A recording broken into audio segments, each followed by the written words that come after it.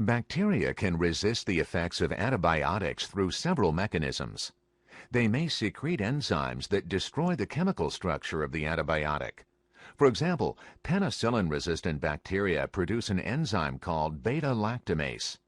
The beta-lactamase enzyme breaks the beta-lactam ring in the molecule of penicillin and related antibiotics, such as cephalosporins. This prevents the antibiotic from disrupting the peptidoglycan cell wall structure.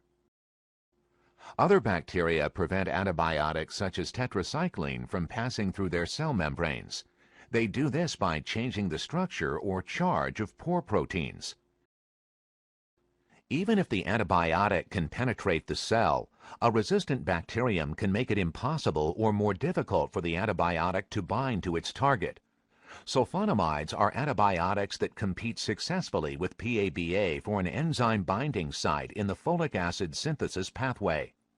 Resistant bacteria may have evolved an enzyme with greater affinity for PABA, thus making the sulfonamide less effective at blocking the folic acid pathway. Other resistant bacteria have developed a method to obtain molecules they normally synthesize directly from their environment.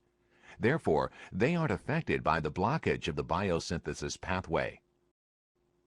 Finally, some resistant bacteria have membrane-localized efflux pumps that remove some antibiotics from the cell. Some resistant bacteria have a greater number of efflux pumps, thus increasing their ability to eliminate the antibiotic. In some cases, bacteria have also been able to increase the spectrum of drugs that are eliminated by these pumps by making pumps less specific.